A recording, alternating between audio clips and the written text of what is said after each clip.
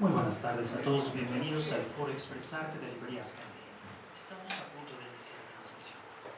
Por favor, preguemos.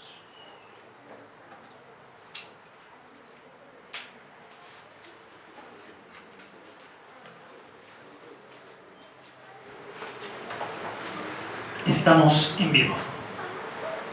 Muy buenas tardes, bienvenidas, bienvenidos. Estamos muy contentos el día de hoy. Hablo desde Librerías Gandhi y por supuesto desde Penguin, porque presentamos nuestro más reciente premio Berenice Andrade, que se hizo de este premio con la novela Nadie recuerda su propia muerte. Es el premio Mauricio Achard 2024, la publicación sale en el 2025 y para eso tenemos a dos grandes escritoras que me enteré que son muy amigas de Berenice. Aura García Junco, muchísimas gracias por acompañarnos, y a Isabel Zapata, muchísimas gracias Isabel. Y bueno, para Gandhi es una fortuna contar con una novela más en este premio que a lo largo de los años se ha ido fortaleciendo y ha dado novelas extraordinarias como Entre los Rotos de Alain de Ventura, o A veces despierto temblando de Jimena Santaolalla, entre otras. Nosotros estamos felices, muy felices de que este premio tenga la convocatoria esperada y que bueno, sigan descubriéndose nuevas voces. Muchísimas felicidades, Berenice, y no sé si Andrés, director literario de Penguin, quiere agregar algo. Solo un agradecimiento a Gandhi y por supuesto a las presentadoras y a Berenice. Hace un año, no me acuerdo, estuvimos aquí fallando el premio. Fue una sesión muy emocionante con los otros jurados, Goñi sin duda era uno de ellos. Y nada, el premio efectivamente se ha consolidado de una manera bastante rápida. Hemos podido premiar autoras y autores que hoy están ya en plena circulación y esperemos que Berenice nos dé algún segundo o tercer libro más adelante. Mientras tanto, disfrutemos y gracias por venir. Muchas gracias, bienvenidos. Gracias.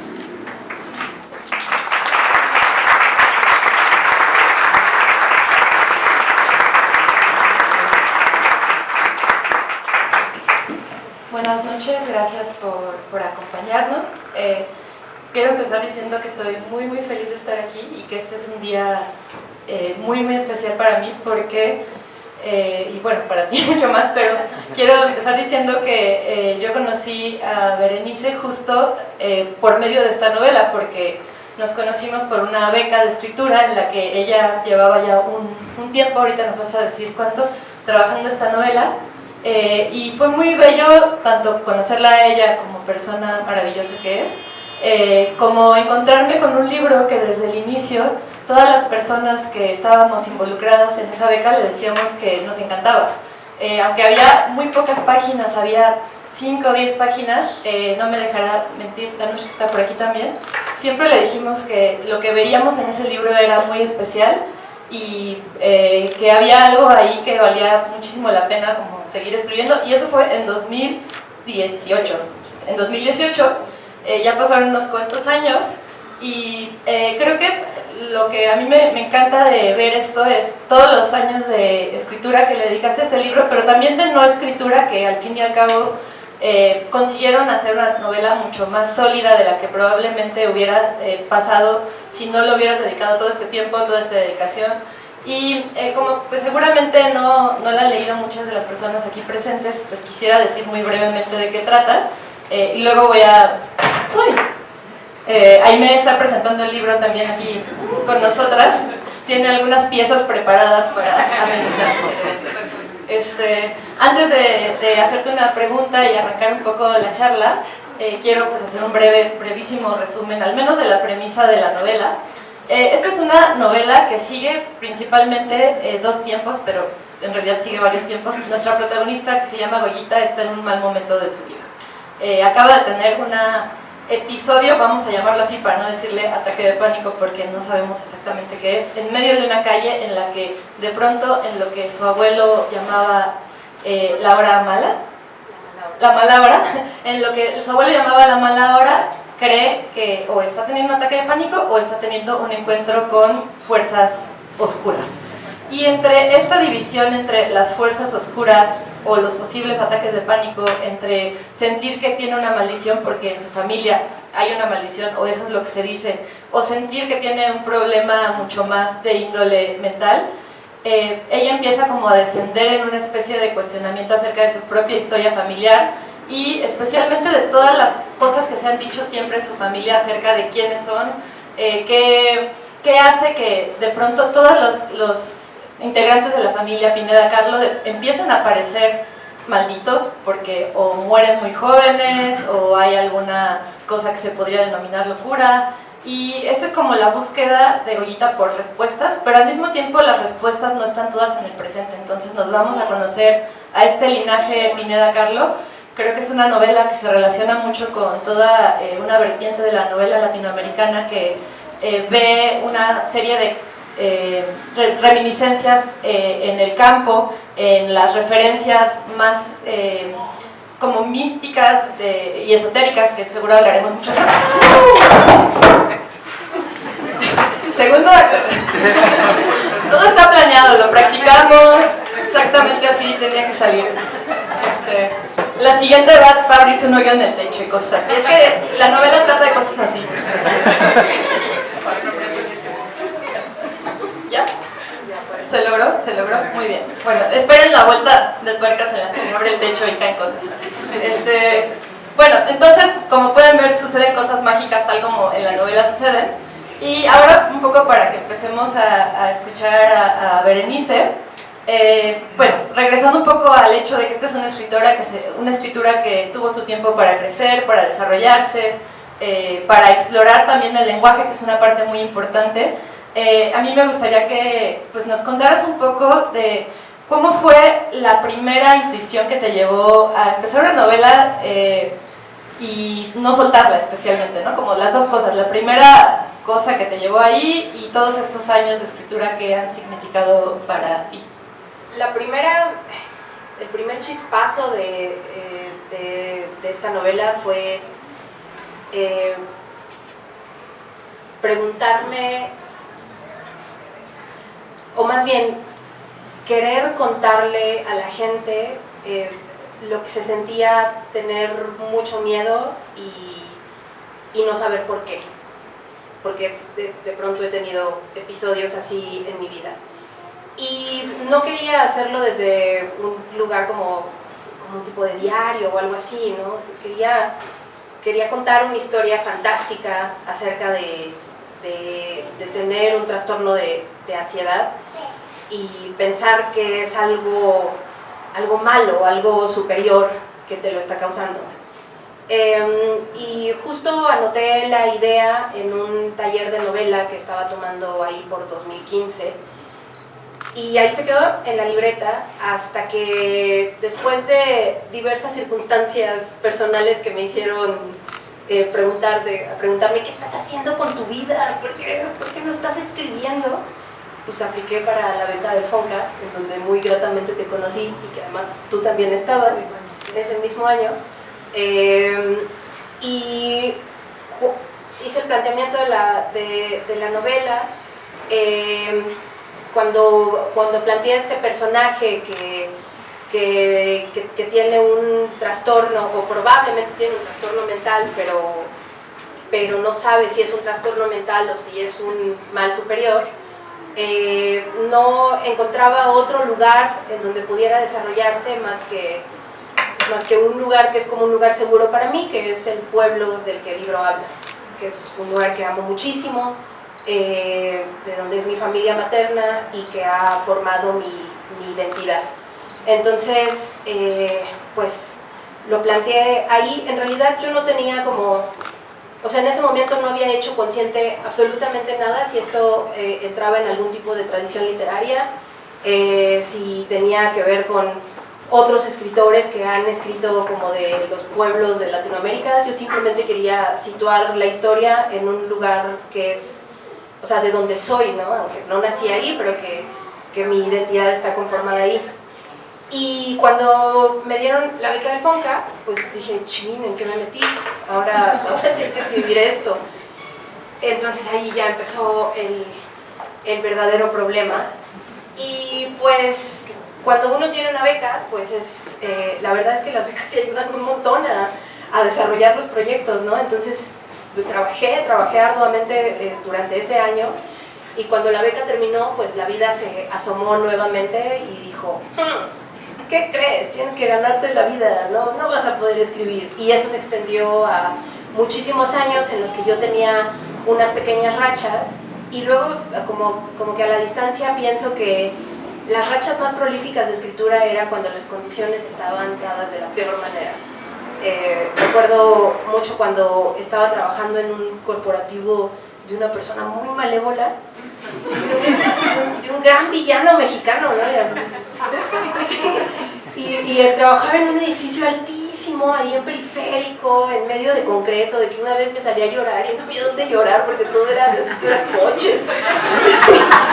Entonces me apuraba a trabajar y terminaba de trabajar a las 5 de la tarde, yo salía a las 7, 4, 5 de la tarde y me iba a otro lugar a escribir. Entonces existían esos momentos como de escritura, como de desesperación, que creo que además quedaron como plasmados en el libro. Y después del nacimiento de mi hija, ese libro seguía inconcluso y pasaron otras cosas, y entonces yo veía a Aimé y decía, híjole, le tengo que dejar algo, aunque sea simbólico, porque no le voy a dejar dinero, evidentemente. Entonces, pues ya, ese fue el gran impulso para terminarla. Me gusta mucho lo que dices de cómo los malos momentos a veces, o los malos contextos o atmósferas a veces son provechosos para la escritura, porque creo que sí, tal cual, ¿no? Como tenemos muy idealizada esta como noción de la escritura como algo que tenemos un café y estamos en silencio y estamos como con un montón de tiempo, y sí, creo que irónicamente hay momentos como estos que impulsan como no sé, como algo dentro en los que avanzaste más. Y también algo que dijo ahora hace rato, que también no escribir, o sea, los periodos de no escritura también son escritura. Yo tengo un micrófono. Pero estamos usando el mismo porque nos queremos mucho. Sí, perdón.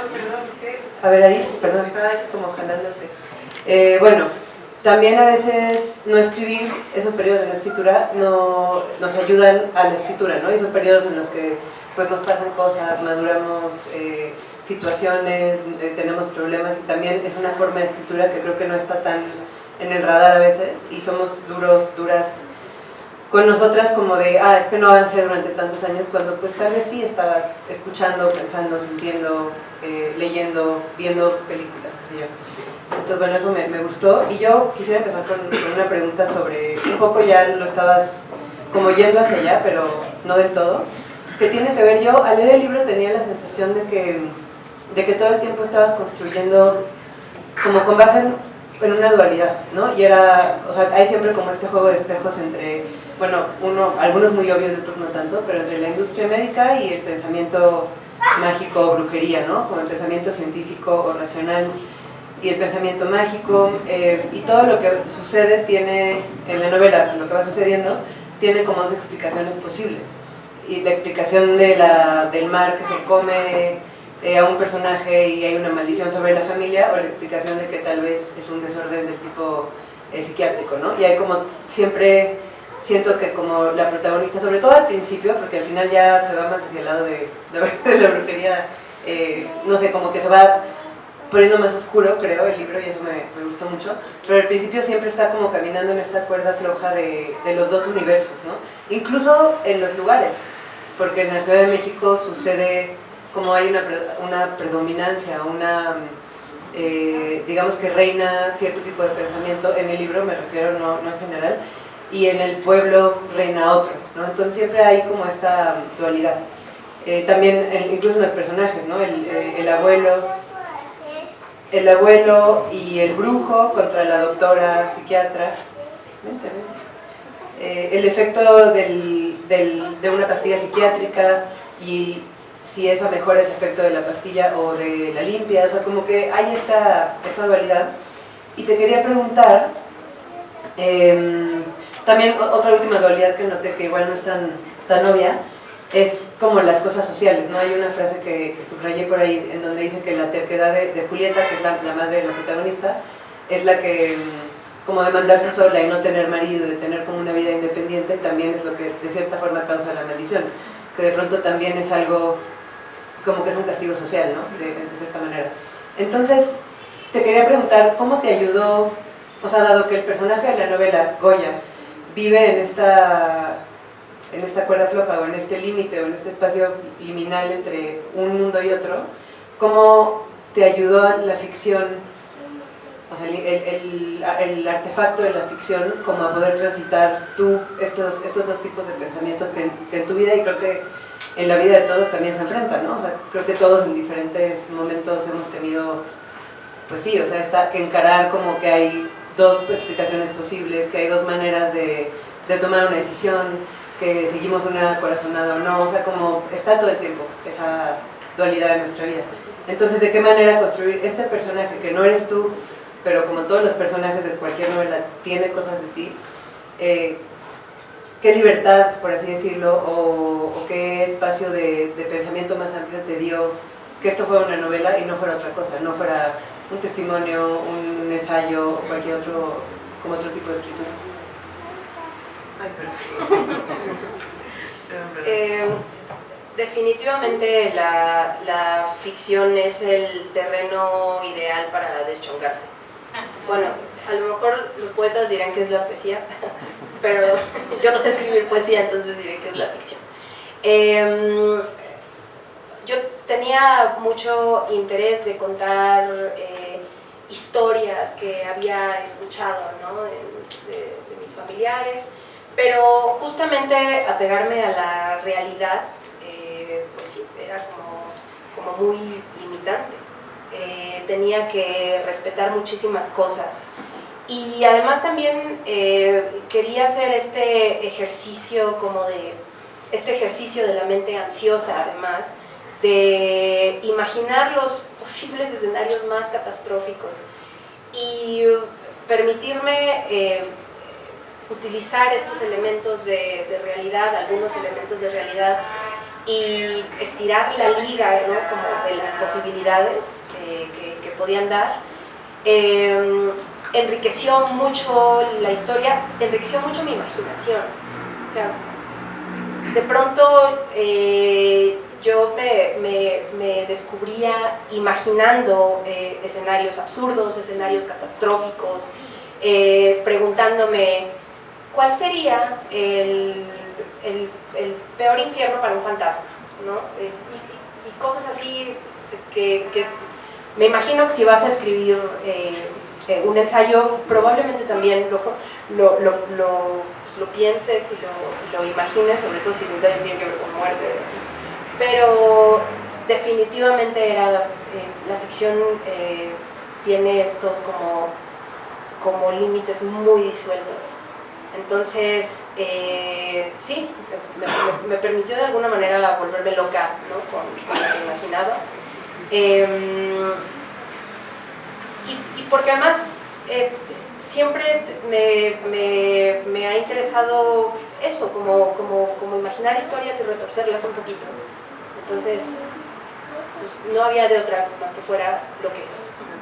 Sí, que al final es algo también que, o sea, dejarte llevar por la imaginación o por lo peor que podría pasar o otros escenarios posibles es algo que también hacemos en nuestra vida diaria, ¿no? Y la ficción sí permite como un campo de acción, digamos, o de experimentación muy amplio que la realidad, que no sé bien qué sea la realidad, creo que es difícil de definir qué cabe dentro de esa realidad, a veces nos impone como unos límites, no sé, más rígidos. Pero sí, gracias.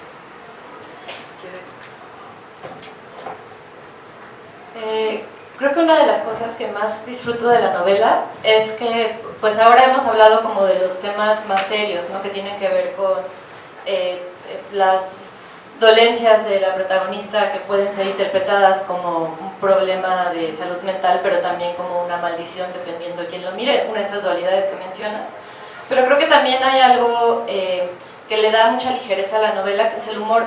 Y es un humor muy negro, o sea, como dice Isabel, es una novela que conforme avanza se pone más y más y más oscura, y que te lleva pues a sumergirte un poco a la mente de la protagonista, que no solamente está oscura su mente por ella misma, sino porque todo lo que empieza a ocurrirle, muy pronto ella decide regresar al pueblo donde creció para tratar su malestar, y ahí ocurren muchas cosas. Pero hay algo que no deja irse nunca, ¿no? Que es esta cosa del humor. Ahora mencionabas, Isabel, esta cosa, por ejemplo, de que por un lado se toma una pastilla, pero pues no, para no dejarse hacer una limpia, ¿no? No vaya a ser, o sea, pues hay que probar con todo, porque qué tal que la pastilla pues no es suficiente. Es como esta cosa de pues mejor le rezas a todos los dioses porque pues no sabes cuál va a ser el más efectivo, y qué tal que justo el que no mencionaste ese día es el que te hubiera hecho el favor.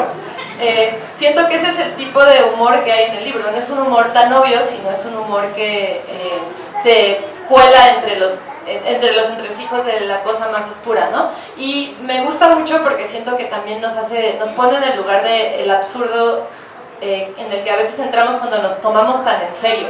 Y es difícil no tomarte en serio cuando estás pasando por un muy mal momento, pero también hay otra manera de verlo. Y nada, me gustaría un poco que habláramos de eso. Digo, ahora ya no sé si quieras hablar como pues eso del humor, y la otra cosa también tiene que ver con el lenguaje que propicia ese humor, que es un lenguaje muy coloquial, pero al mismo tiempo muy situado. O sea, hay un montón de frases increíbles que yo me pasé. Hice un diccionario, que no lo traje a maldita sea, pero hice un diccionario de palabras increíbles que tiene la novela, que también propician el humor, ¿no? O sea, como la manera en la que los abuelos de Goyita le llaman a las cosas es muy graciosa. En fin, como que hay varias cosas ahí interesantes. Bueno, como algunos de ustedes ya saben o vieron cuando el premio se reveló, yo no sabía que había humor en la novela y me enteré ese día.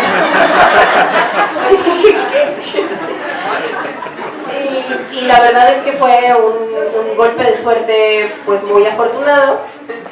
Y ya después de que escuché y que hice mi cara de qué onda, y con el trabajo que se hizo posteriormente con Eloísa Nava, hice como el trabajo de analizar qué había pasado, y encontré, digamos, los momentos que podían hacer reír, ¿no? entre tanta tragedia. Y lo que saqué de esta relectura propia fue precisamente esto que mencionas, el absurdo. La premisa de la novela por sí misma es muy absurda, ¿no? Digamos, una mujer una psiquiatra, que un especialista en la medicina le dice: tú tienes un trastorno mental, tómate estos chochos, te vas a sentir bien. Y entonces decide entrar en una espiral en descenso y agravar lo que sea que está pasando. No lo sabemos de cierto si tiene un mal psiquiátrico, pero ella de todos modos decide internarse en ese mundo. Por sí mismo es una premisa, digamos, absurda, pero es una premisa que pasa, o sea, es una realidad. Convivimos con esa contradicción todo el tiempo, tengamos o no un pensamiento mágico muy arraigado. Lo cierto es que decidimos creer en un montón de cosas que pueden ser contradictorias. Y creo que el hecho de evidenciar esas distintas ironías es lo que le da ese matiz de humor negro, que espero que si sigo en esto de la escritura pueda hacerlo conscientemente. Y bueno, el lenguaje, pues tengo la fortuna de haber crecido empapada de una cultura muy rica que me dio esta posibilidad de conocer otras formas de pensar, otros lenguajes, otras formas de ver la vida, que es pues la que aprendí de mi familia materna. Y pues para mí la verdad es que fue muy natural, y espero que precisamente en la lectura no se sienta impostado. Sí, comedia. Porque precisamente cuando imaginaba, ¿no?, estas atmósferas, estos diálogos, lo que resonaba en mi cabeza era esto donde yo había crecido. Y en efecto, ¿no?, o sea, me tomé la libertad de poner, y además sin explicaciones, ¿no?, sin grandes explicaciones, así de pues tú entiéndele, a ver cómo le haces, lector. Palabras que coloquialmente se usan. Ok, mi amor, ok, vas a hacer pipí. Ve con tu abuelita, nena. Ya, tomaste mucha agua.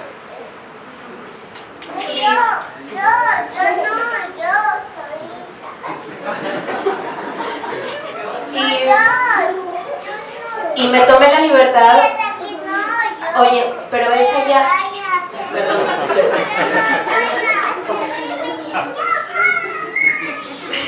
Bueno, disculpen. De esto se trata todo en la vida, básicamente. Y bueno, me tomé la libertad precisamente de usar palabras como sin tener mucha consideración con los lectores. Palabras además que yo aprendí, que para mí eran absolutamente comunes, ¿no? Como decirle guicha a una persona que está como loquita, o chinaca a un murciélago, ¿no? Era normal. Yo viví un año en el pueblo con mis abuelos. A diferencia de Goyita, para mí ese año fue idílico y fue maravilloso, y era muy amada y muy cuidada. Y conviví con todo eso de manera cotidiana, y recuerdo que cuando regresé y entré a una secundaria a la Ciudad de México, y cuando se me salían esas palabras, me veían como con cierta extrañeza, ¿no? O incluso a veces hasta se burlaban de mí. Pero pues no, o sea, no quiero caer en la ñoñería de la riqueza del lenguaje, pero pues sí, la riqueza del lenguaje mexicano, ¿no? Y mucho de lo que no conocemos en la Ciudad de México o en las grandes ciudades, y que pues, me parece también importante sacarlo además como algo normal en contextos cotidianos, aunque trágicos, en la historia de Goyita. Sí, creo que tiene que ver con, o sea, más que bueno que no lo explicaste, digamos, en el libro, porque lo que hace es el lenguaje, además de tener un toque de humor inesperado, también lo que hace es formar una atmósfera, ¿no? Porque realmente no importa que entiendas mucho, sabes que algo está, intuyes qué es lo que está pasando como persona lectora, y creo que una explicación de qué significa, o sea, creo que hay que confiar mucho, y este libro lo hace como confiar mucho en que la persona que esté leyendo va a poder entender esas claves sin tener que entender el significado de la palabra exactamente, ¿no? Como que entiendes el tipo de lugar que es, aunque no hayas estado o aunque no entiendas todo con exactitud. Y también creo que tiene que ver mucho con una, o sea, no solo con que hayas conocido esas palabras de niña, sino que, aquí es esta, sino que tiene una habilidad como de escucha también, ¿no? O sea, como que creo que escribir tiene mucho que ver con escuchar, y creo que es una novela que revela como un trabajo de escucha muy, muy profundo, que yo admiro mucho, porque es bastante difícil poder escribir como la gente habla. Es algo que suena muy fácil, pero creo que es de lo más complicado que hay al escribir, porque es muy fácil caer en algo que no, o sea, en algo impostado o que no suena real.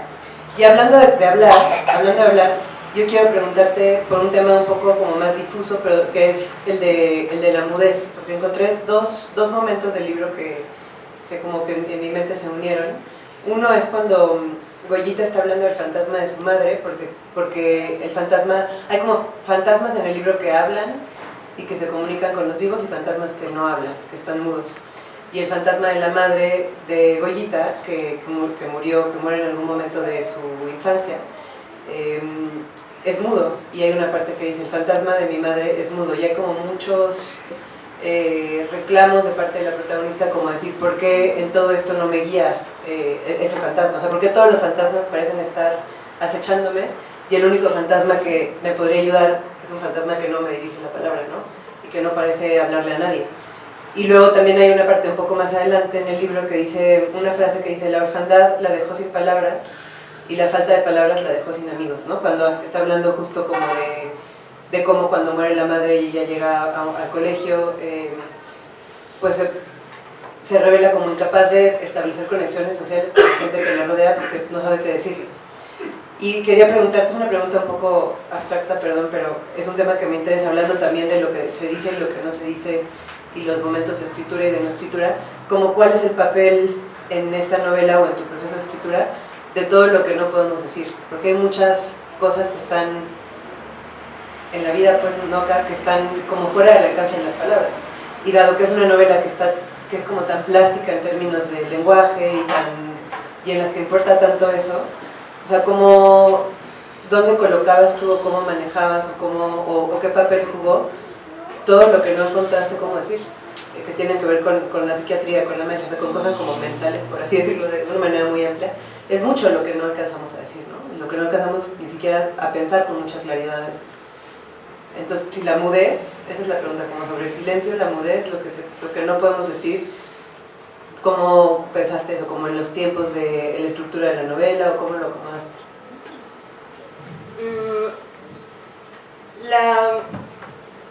La mudez la quise, no sé si se logró, intentarla como un tipo de figura que encarnara la duda. A ver si me puedo explicar.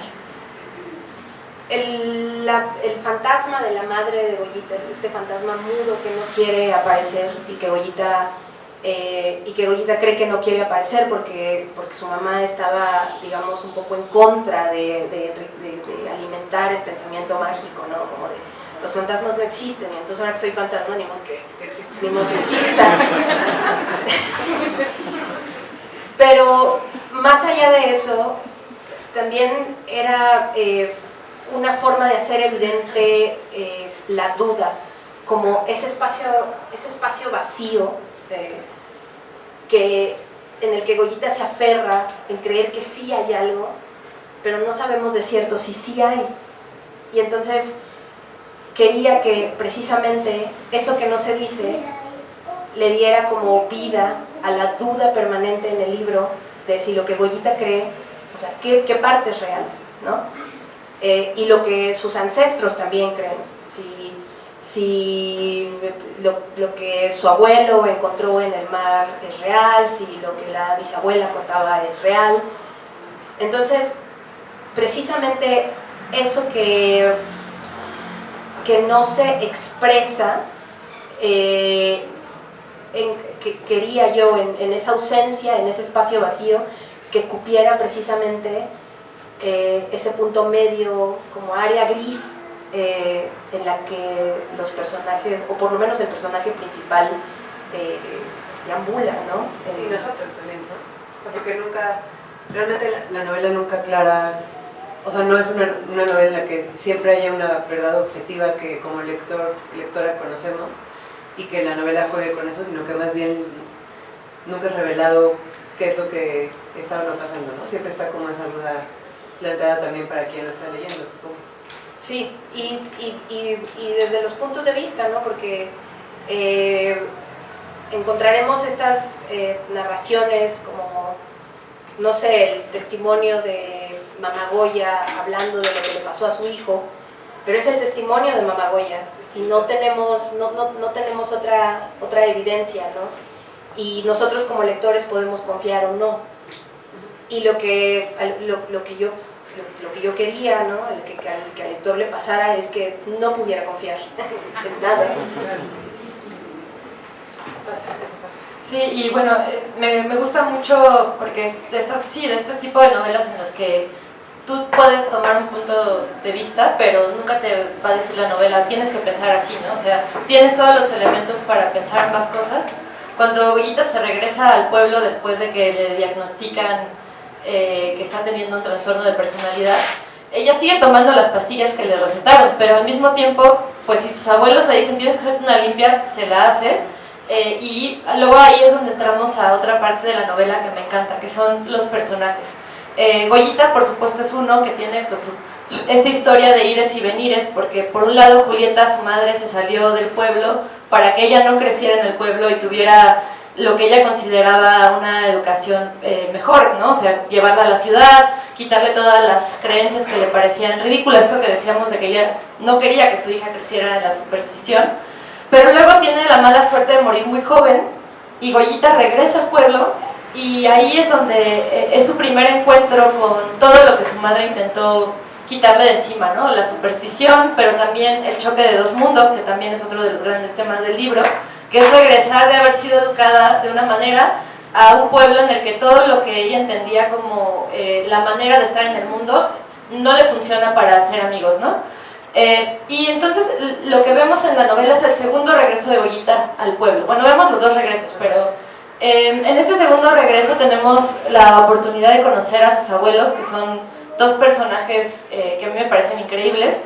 Me gusta mucho esta novela, en esta novela me gusta mucho que los personajes no son obviamente amables, ¿no? O sea, no son personajes así de, ay, la abuelita entrañable, encantadora, que te va a arropar bajo su regazo, sino que el personaje de Mamá Poncha, sí, Mamá Poncha, y también del abuelo Chaía, pues no son así dulces, ¿no? El abuelo, las descripciones del abuelo no las voy a recitar aquí, pero son muy impresionantes, o sea, la manera en la que está en su hamaca todo mugroso y otras cosas, pues no son lo que tú relacionarías con Navidad con un abuelo adorable, y sin embargo hay algo que es muy entrañable en ellos, y también es muy curiosa la relación que Goyita empieza a desarrollar con ellos, ¿no? Que son estos personajes que lo han perdido todo, pero pues siguen vivos porque han ido muriendo sus hijos por la maldición.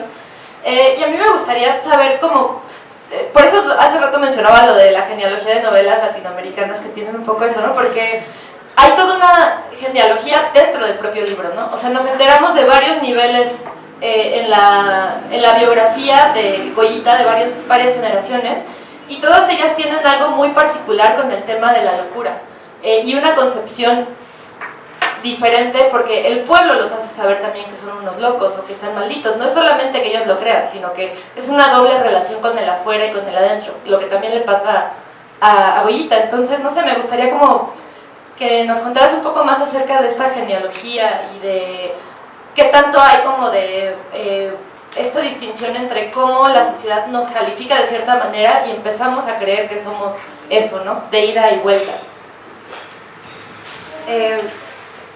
Justo el inicio de la novela, donde Goyita explica que ella comparte el nombre de su bisabuela loca y que las maldiciones se heredan dobles y además de llevarlas en los genes, las llevas en el nombre.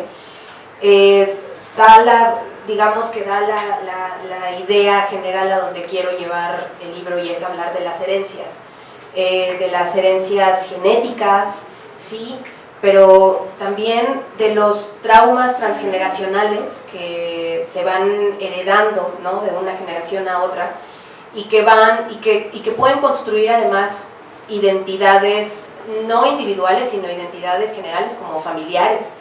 Y que esas identidades familiares vayan moldeando también las personalidades de quienes van integrando esa familia. Y eso pues no es algo que se herede por tu ADN, ¿no? O sea, sino es algo que vas mamando en la educación y en lo que tú mismo crees y lo que los miembros de tu familia creen de lo que se trata tu familia, ¿no? Y quería hablar de eso igual, o sea, para abrir una duda, ¿no? De dónde viene todo, de dónde viene esta maldición de la familia. ¿Es acaso una maldición por un ser mágico? ¿Es acaso que les tocó, pues, en el volado de la genética tener algunas predisposiciones para ciertos trastornos mentales? ¿Es acaso como una profecía autocumplida también, ¿no? Porque en algún momento de esta genealogía, al inicio, ¿no? Como de linaje, digamos, ocurrió algo tan trágico que marcó de una manera tan espeluznante, tan tremenda a la matriarca, ¿no? Que eso fue, digamos, heredándose, ¿no? Como esta concepción de que algo malo estaba pasando, y eso se fue heredando a las siguientes generaciones. Entonces, digo, es igual, o sea, no hay una respuesta, ¿no? O sea, al final creo que cuando pertenecemos a familias tan numerosas y de pronto encontramos historias impresionantes en algún ancestro, eso nos marca y probablemente los destinos sean precisamente una mezcla de todo. Pero para hablar de algo así, pues definitivamente tenía que irme muy atrás. Y además tenía también esta curiosidad de hablar de estos personajes en tiempos pasados. Goyita por sí misma era un ser, me lo imaginaba como un ser muy solitario, enmudecido, permanentemente triste, pero tenía que explorar las razones atrás, y de pronto me encontré pues, en la revolución y tenía sentido. Entonces, pues de ahí salió toda esta, la tatarabuela, la bisabuela, el abuelo, la mamá, Goyita y un posible Pineda Carlos siguiente. Y también creo que es como que responde también en esa fascinación de contar historias, ¿no? O sea, y de escuchar historias. Aunque sean muchos relatos, muchas generaciones, hay algo que es muy entrañable en cada una de las historias porque estamos como muy acostumbrados a esta manera de historizarnos también, ¿no? Como mediante los relatos de la familia y pues todo el mundo tiene el relato de una tía, de un abuelo, etcétera, que también constituyen como el prisma de lo que somos. Entonces como que en este libro se nota mucho eso, ¿no? Que sí estamos explorando un personaje, pero lo estamos explorando también a través de todas estas otras historias que caen para formar un relato más amplio. Sí, y esto que dices del Pineda Carlos posible, no sé si es spoiler o no. No creo, no. Pero bueno, se insinúa la posibilidad de que continúe la saga familiar, ¿no? Porque este libro es, entre otras cosas, también pues una saga familiar y una, como decías, hablando de trauma transgeneracional. Y me gustó mucho porque sentí que era como muy cinematográfico esa escena en la que como que se asoma o se insinúa que es una historia que continúa todo el tiempo, como continuó con la abuela. Bueno, cada tiempo que vas tocando, que vas trabajando, siempre continúa en el tiempo siguiente, aunque en el libro no sea lineal. Eso me gustó mucho. ¿Tenemos tiempo de más preguntas de aquí o ya pasamos? Pues sí, ¿al público? Sí. Ok, sí, si no ya sí. Si no, ¿alguna pregunta? Comentario. Hola, bueno, a mí me gustaría saber qué representa Miranda para Goyita, porque me parece muy curioso que a Miranda sea la única a la que le hable de verdad, aunque cuando hable con ella no le diga nada, pero siempre está hablando con ella, está diciendo de la verdad todo lo que siente. Entonces me gustaría saber qué es Miranda para ella, aunque no le diga nada, te está diciendo todo.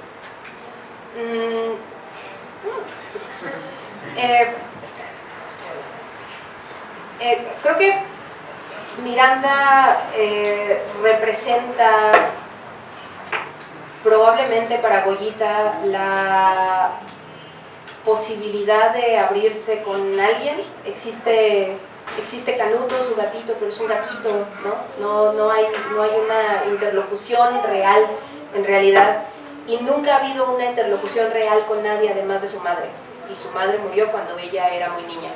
Y entonces de pronto se encuentra con este personaje que su trabajo es escucharla, y nadie la ha escuchado. Entonces, a pesar de que sus propias creencias la alejan de la posibilidad de seguir siendo escuchada por Miranda, esta imagen queda en ella, y entonces es a ella a quien le revela sus verdaderos pensamientos, aunque no se los revele del todo. Es ese interlocutor que nunca tuvo, o que tuvo, pero perdió muy chica.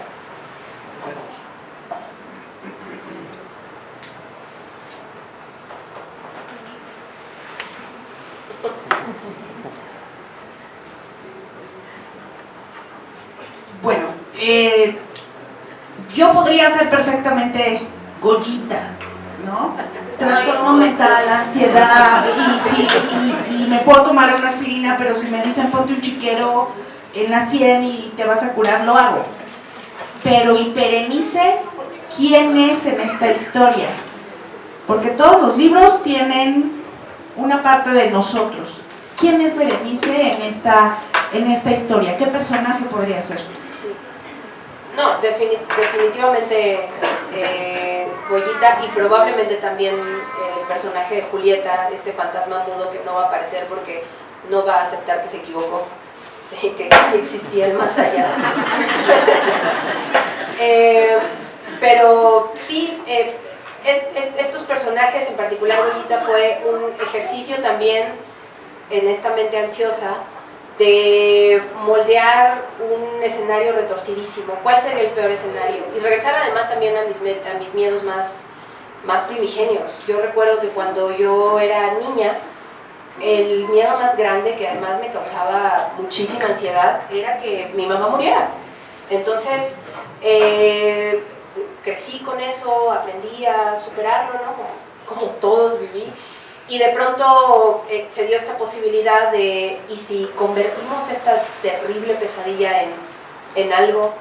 Entonces, pues sí, es cool. Hola, Nietzsche. Hola. Platicabas que la idea de donde surgió el libro tiene varios años, y durante esos años pues han pasado muchas cosas en tu vida, ¿no? Y empezó a lo mejor con una idea de cierto miedo y de repente pues aparece Aimee, y entonces me imagino que era así, nuevo miedo desbloqueado, ¿no? ¿Cómo fue cambiando la historia a lo largo de esos años hasta lo que se convirtió en el libro final? Porque tú pues evidentemente cambiaste también muchas cosas en ese tiempo. Sí, justo recuerdo que el primer año de escritura, que digamos que escribí bastante, probablemente la mitad, estaba muy centrado en hablar precisamente de lo que se siente tener miedo, ¿no? Como en rondar la ansiedad y en los miedos del pasado, la pérdida de la madre. Y precisamente a lo largo del tiempo, en estos periodos en los que dejé de escribir por bastante tiempo, por cosas de trabajo, cuando podía escribir, cuando volvía a escribir y pasado lo que me pasaba, recuerdo que hubo un momento de escritura en el que yo deseaba mucho ser madre, y ahí se fue, por ejemplo, moldeando la idea de que la misma Goyita fuera madre. Y después de que ya fui madre, empezó a montar esta idea de esta mujer que tiene mucho miedo y que tiene una desconexión tremenda con todo el mundo, ¿no? Porque tiene muchas carencias afectivas. ¿Qué pasa con ella en esta posibilidad de convertirse en madre? ¿Cómo se siente? ¿Cuáles son precisamente cuáles son los nuevos miedos y cómo reacciona ante la posible maldición? Entonces sí, o sea, cosas que pasaban en mi vida y sobre todo ligados a la maternidad, fueron moldeando mucho hacia dónde iba la novela. Para escribir más libros de maternidad, ya están escribió mucho de la maternidad. Por acá otra pregunta. Tengo curiosidad de saber si el proceso de escritura de la novela te reveló algo sobre la novela misma, sobre por qué contar una historia de esta manera y no otra, y bueno, ¿qué descubriste tú mismo? Obviamente, pues has leído un montón de novelas, pero en la escritura, ¿qué hallazgos tuviste sobre contar historias de esta forma? Sí, al principio sí tenía la idea de que quería contar algo acerca del miedo, el pensamiento mágico, el pueblo. No sabía bien, por ejemplo, cómo tendría que ser contada, ¿no? A partir de qué voz. Y sí, en el proceso de escritura de pronto empecé a darme cuenta de que necesitaba hacer el contraste en esto que hablabas de las dualidades, hacer el contraste entre espacios abiertos y entre lo claustrofóbico que es tener miedo, ¿no? Como cuando tienes muchísimo miedo no puedes ver más allá de tus narices.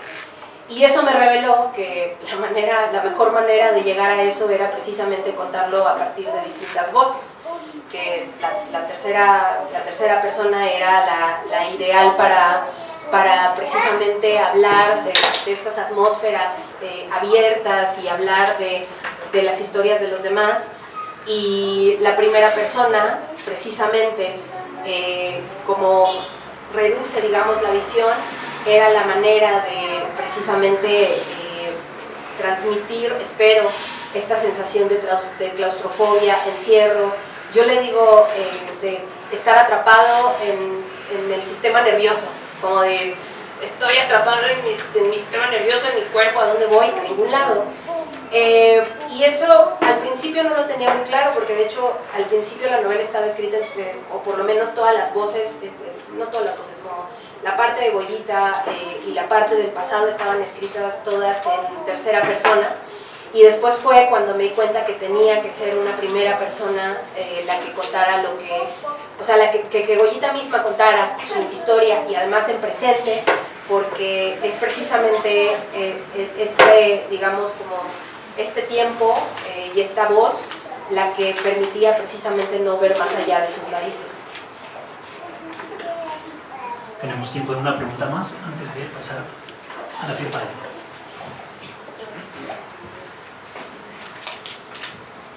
Hola, buenas noches.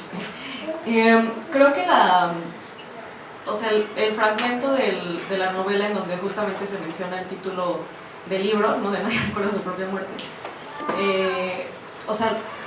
No recuerdo el nombre de la psiquiatra, ¿no? Pero Miranda le pregunta si ha tenido pensamientos suicidas, y Goyita responde que pues como que no se olvida de nada morirse porque nadie recuerda su propia muerte. Entonces, como que eso a mí me gustó mucho, porque creo que evoca mucho como la parte del recuerdo, ¿no? O sea, como el peso que tienen los recuerdos, o sea, tanto como que te pueden permitir seguir ahí, ¿no? Entonces, o sea, un poco la pregunta es, ¿cuál es el peso o la idea del recuerdo pues en la novela, o cómo concibes esta parte? Sí, creo que precisamente el recuerdo es como lo que va construyendo esta identidad maldita, porque justo ni Goyita, ni sus familiares, ni sus ancestros se permiten olvidar. Y como además tienen esta creencia de que las cosas no terminan cuando te mueres, pero que como los fantasmas deambulan y ni siquiera saben, ¿no?, que están muertos, entonces no hay forma de escapar de lo que está ocurriendo. Pero sí, o sea, el recuerdo es esto, ¿no? El no permitirse olvidar, y lo que va construyendo esta identidad maldita o esta identidad de sufrimiento de la familia. Perdón, ¿puedo agregar algo de eso? Es que se me quedó pendiente, lo tenía ahí. No, que también algo que es padre del recuerdo es que como Julieta decidió que no iba a ser un fantasma porque es muy necia, pues Julieta vive solo en su recuerdo, ¿no? Y como que Julieta, su madre, pues es realmente pues el lugar feliz y el lugar seguro, y como un poco el paraíso perdido. Entonces como que no solamente es como esta cosa de la maldición, sino también es el recuerdo como algo bonito, ¿no? Algo cálido, no solamente algo terrible. Sí, aunque no estoy segura si Goyita se dé ese permiso de habitarlo, probablemente después de que termine así, espero. Ay, ojalá que lo vaya bien. Por favor.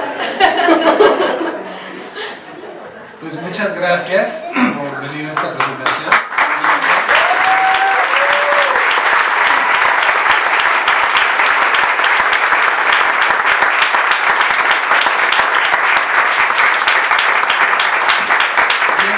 Viene la firma, por supuesto, así que un poquito de paciencia.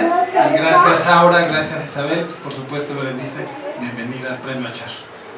Gracias.